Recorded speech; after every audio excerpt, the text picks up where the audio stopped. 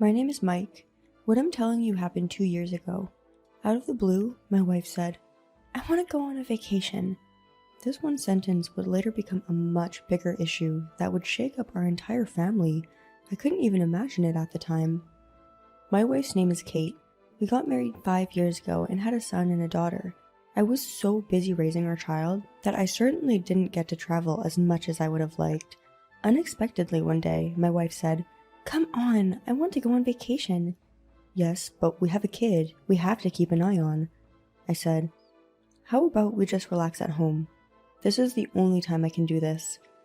If we can't even take a vacation together, we might as well get a divorce, she insisted with such an overwhelming force.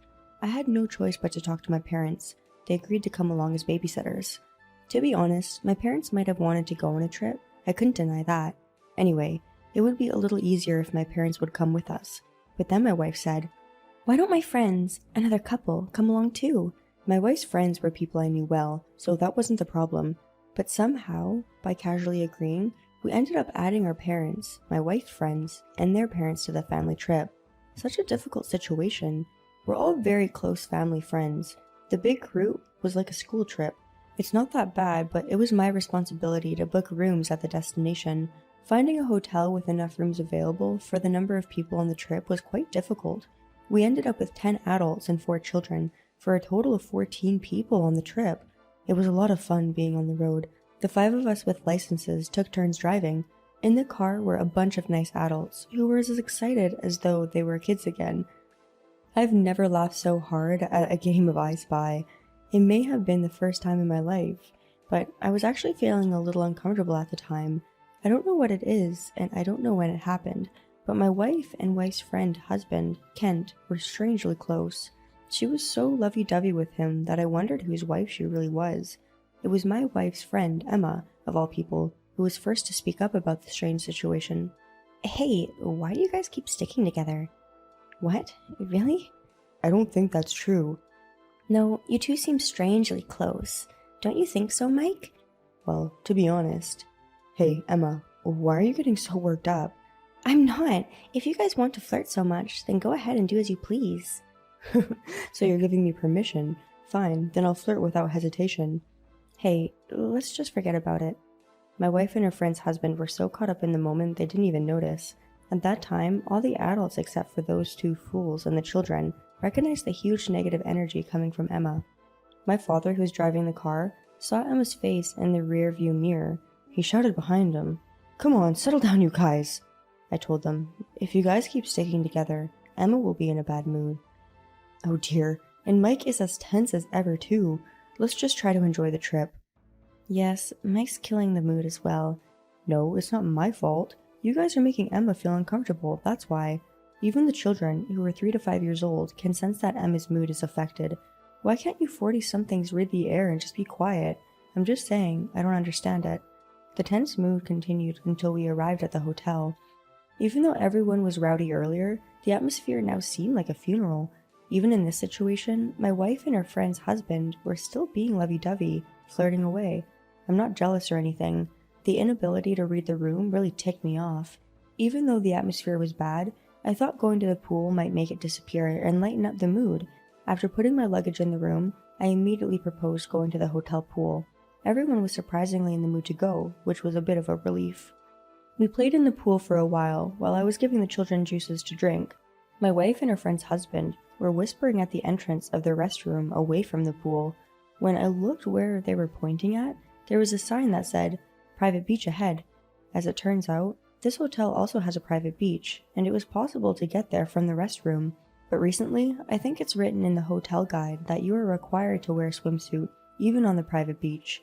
This is because of recent happenings that went against public order and morality or something. Hey, do you want to come back here later? Let's do it. I'm sure we can sneak off our swimsuits in the middle of the night. Sure, I'm sure there won't be anyone here at night. I guess it'll just be you and me on the beach. What the hell are they talking about? Don't tell me the 2 of them were planning to go to a private beach together? No, my wife would never do this with a friend's husband. I knew they had that kind of relationship. I almost let out a gasp, because before I knew it, Emma was standing right behind me. Seriously, unforgivable. The look on her face was the same demonic look she had in the car. Mike, you're going to have to help me take those two down. Do you blame me for it? No, I don't blame you. Mike, I'm sure you must know that my husband Kent and your wife Kate are having an affair. Yeah, I figured that's what's going on. After talking to Emma, it seems that it was my wife who had invited them to this family trip. At the time, Emma declined the invitation out of consideration, but my wife and Emma's husband kept insisting. Emma finally reluctantly agreed. In other words, for my wife and Kent, their main goal was to enjoy the trip together, and everything else was just to camouflage the affair. Were they trying to hide the tree within the forest? Was it just a thrill for them, not knowing when they'd get caught? I'm just a normal person, so I don't know. Alright, let's expose this scene of infidelity so that they can't make up any excuses. It's not good to confront them about it here and now, or else it will just end up with them just making excuses. That's true. Even if we confront them about the infidelity without any real proof. I don't know either, but it's the only way. In that case, there's no way to avoid involving our parents. Yeah, so that they can reflect properly on what they did, let's make it the biggest deal possible. After that, everyone went to have a barbecue together. Although it was a big party with lots of drinking and singing, Emma and I pretended to drink while not really getting drunk. I was monitoring my wife's and Kent's actions, and then, when everyone returned to their rooms after it was getting late, the moment finally arrived. Has Kate left the room? Yeah, she should be in the pool's restroom area by now. I saw her walking away with your husband. Hey, Mike! What are you saying at this hour? I'm tired. What is it? Is it 3 o'clock in the morning? I'm tired from all the traveling today. Let me sleep. Come on, please bear with me a little longer. You can sleep for as long as you like when we're done. What do you mean? Emma, what's going on? Anyway, just follow us, okay? Kate and Kent should be down the hallway. I don't see Kate, but the pool is just up ahead. I have a bad feeling about this. We all lined up in a row and walked down the hallway towards the pool. After passing the pool, we arrived in front of the rest area. The private beach just up ahead sign was in front. There was a small space that appeared to be a changing room. Look, this is Kate's underwear. I wonder if that's Kent's. I just knew those two were on a private beach just ahead. Wait a minute. The sounds of a man and woman moaning, tumbling in the water could be heard.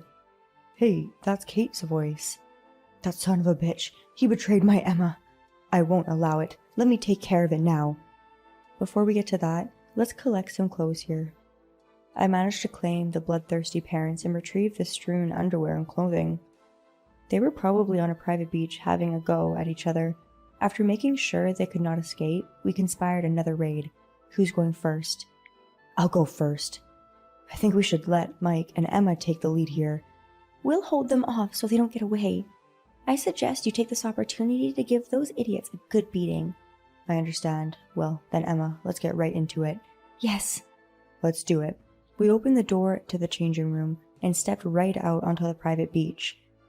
My wife and her friends' husbands were right in the act. When they noticed us, their jaws dropped to the ground. They were so surprised that they couldn't speak.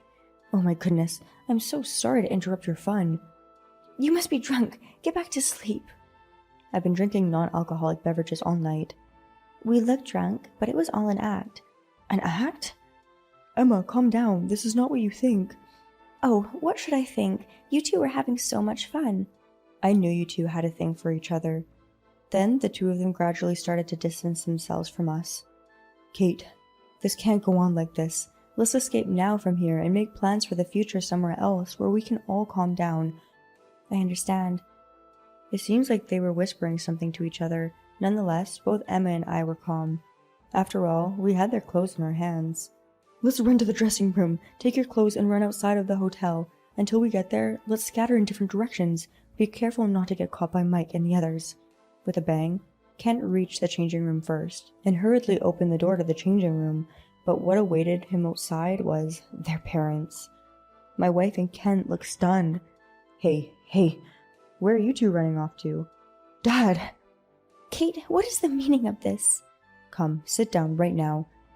Tell us how things ended up here. How dare you humiliate us? Don't think you're going to get away with this scot-free. With this, my wife and Kent are finished. All that's left is to question them. I let out a sigh of relief. Wait! Wait, Kent, don't leave me. Wait a damn minute, you. To my surprise, Kent ran out of the changing room completely naked. He ran towards the main hotel building. Even though it was 3 a.m., there would have at least been a hotel staff. If he were to run into someone like that, it would cause quite a commotion. Hey, what are we gonna do? I have their clothes. Let's just go after them. If we don't go after them, we're going to be in trouble. Damn, that stupid girl. But it was already too late. The moment we turned around to chase the streakers... Ah! A deafening scream echoed from the main building. As we rushed to the main building, we heard the housekeeper scream. Other guests and hotel workers were surrounding the two idiots, who were fumbling around as if they had just been born. Pervert! Go get the police, quick! Even a pervert! No, we're not perverts! What are you saying? You're completely naked! Clearly, not a pervert at all. Please, no cameras! Please don't post that picture on social media! The concerned family finally arrived. No, this is not good. I was one step too late. Oh my god, they think we're like them! Let's pretend we're also just onlookers. Yeah, that's right. Remember, let's not let them think we're part of the group. Why are you looking from so far back? Explain to these people what's going on now. Shh, don't make eye contact. Don't ever respond. Come here, the police are coming. Emma, Dad, Mom, somebody help me. Afterwards, my wife and Kent were thrown out of the hotel and had to stay at the police station. The rest of us fully enjoyed our 3-day, 4-night trip together, and on the last day, we went to pick up the two fools, and on the way back, we went to the courthouse to file for divorce. We demanded several $1,000s in compensation from my wife and Kent, as well as separate money for child support. This was something I found out later. The other guests had taken photos of the incident and uploaded it to social media. As for how things turned out with our families, we cut ties with them, but maintained relationships with everyone else. We're still good friends. Actually, after that, my wife's friend Emma and I grew closer as we discussed our children, and now we're like a couple who's married, all but in name. Before, we were both traumatized by being betrayed by our partners, and we didn't get married, but recently we've been talking about it, and other things like that. My wife and my wife's friend's husband were truly terrible people. I'm grateful that they were the ones who brought Emma and I together, and made it possible for us to be together. So, how was it? A trip involving a grand affair, and the entire family. If no one was going to benefit from it, perhaps it would have been better to take a different path since the beginning. I look forward to your comments. If you like this story, please click on the like button. Please subscribe to our channel. Thank you for watching.